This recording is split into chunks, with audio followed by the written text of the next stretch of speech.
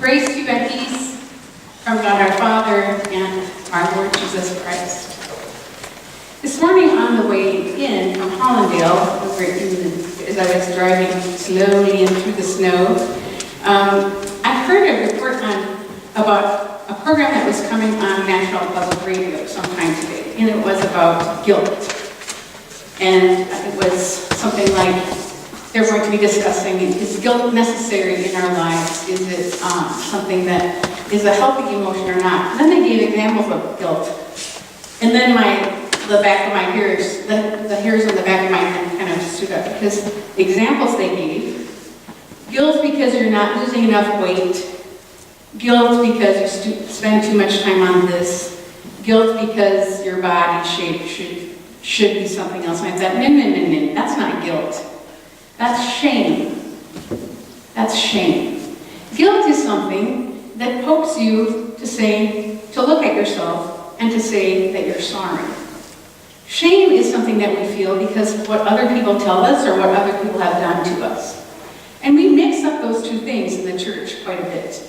And that's something that bears down on us when we don't differentiate between the two, and we are so kind of immobilized by the shame that we feel that we can't see that that's not a good thing.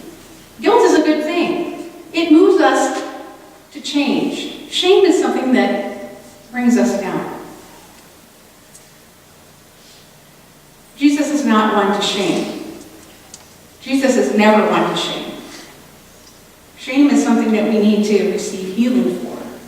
And I think we feel shame sometimes when we think we got to do better, we got to go faster, we got to be stronger. That's a shame thing. But that sometimes motivates us to do more, to give more, to do more thing at church. It reminds me of my husband's cousin, Eric Miller, who, I can't remember what year it was, he was on the United States Olympic rowing team. And I think it was in Sydney. I think it went a couple times. And he won a silver medal. And his brother also wins another year.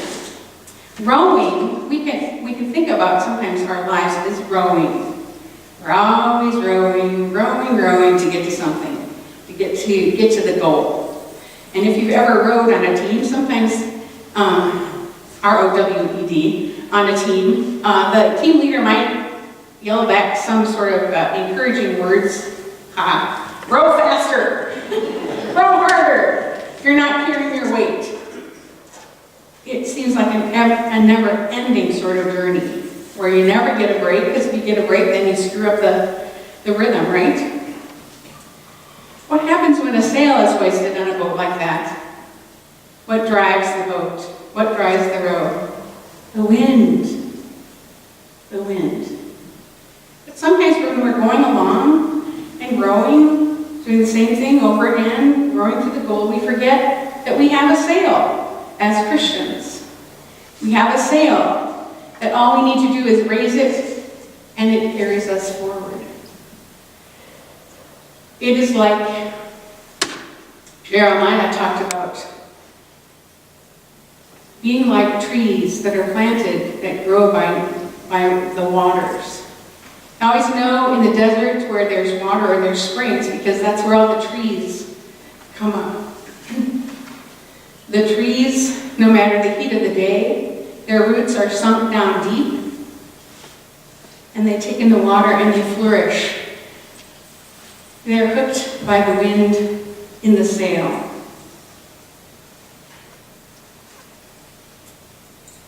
Christian formation is something that allows us to notice the sail is there and to be drawn by it.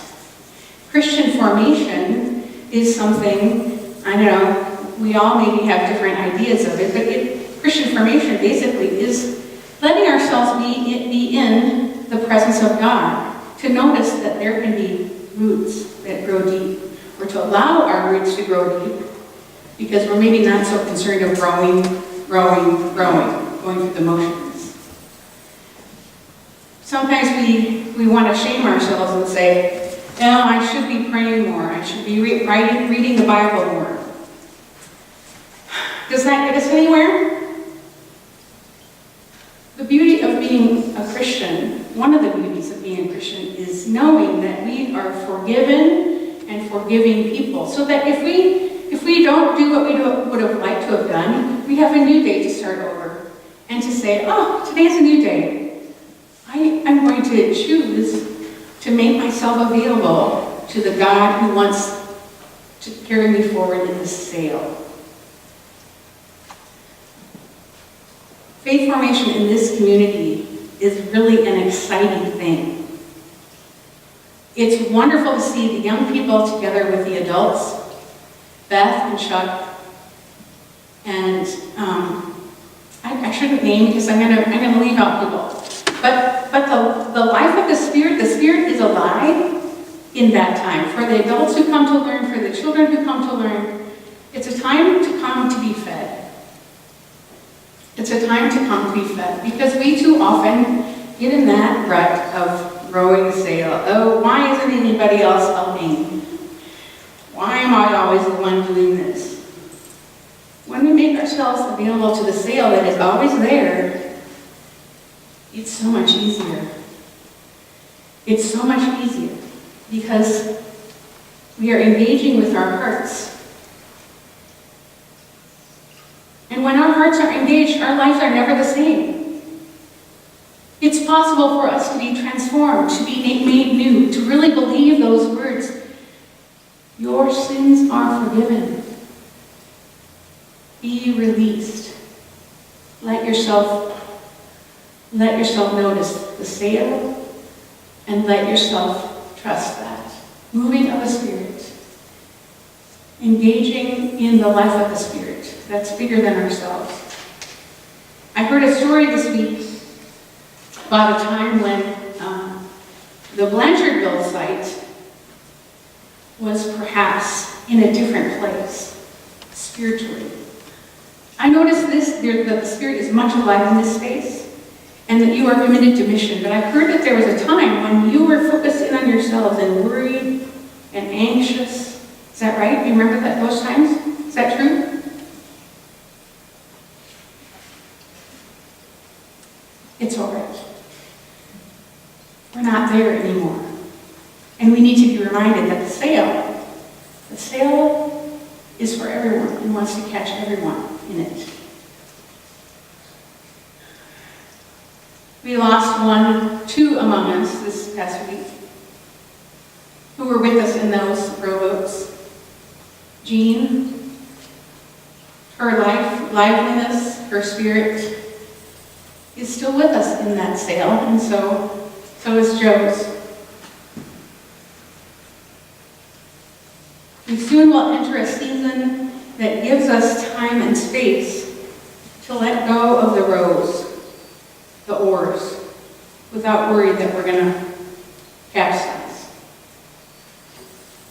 This season of Lent is coming up in a couple of weeks, Ash Wednesday, when the sign of the cross is marked on our foreheads, ashes to ashes, dust to dust. Remember that you were ash. How does it go? Exactly, I forgot it. Remember that you were dust, and to dust you shall return. We can let ourselves be open to that when we trust the sail. To know that God has us in gracious arms. To trust that when we go to dust, we are still the Lord's. So this coming Lent, Ash Wednesday, we will have a service at 7 o'clock.